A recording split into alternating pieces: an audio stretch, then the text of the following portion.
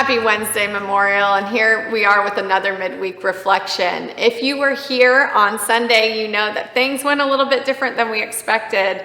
Derrick was out with a stomach bug, and so we actually recalled one of his sermons from last year when he preached on Paul's letter to the Ephesians.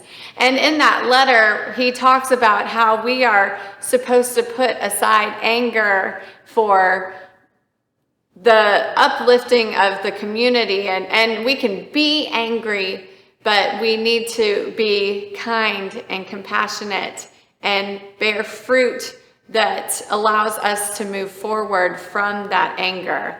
So Derrick talks a little bit about in his sermon how anger is informative, but it is not transformative. And that is so important for us to be reminded of as we consider how we bear witness to our own anger and how we take that anger and use it within our own lives. Because if we are letting anger fester, we've talked about this a few times actually. We talked about this in our All the Feels sermon series as well when we talked about rage and embarrassment.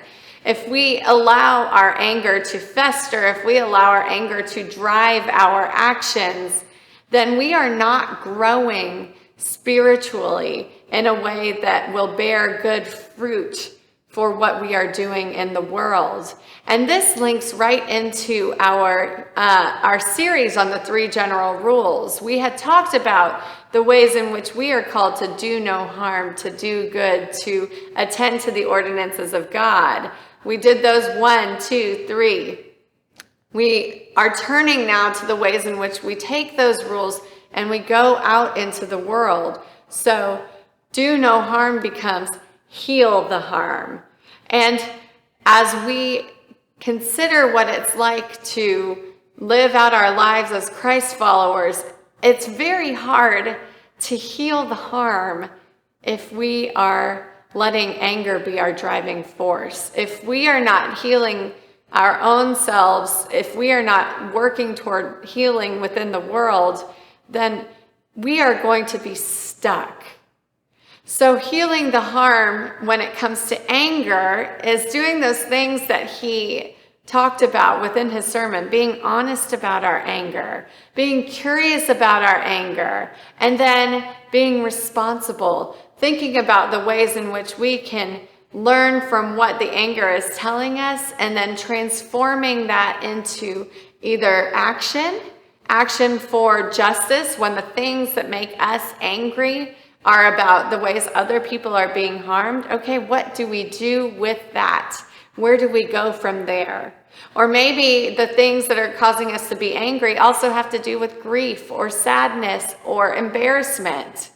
Well, that looks at us. Why are we embarrassed? Why are we sad? What are the things that we can do to help heal ourselves or to move past something that is causing us to be prideful?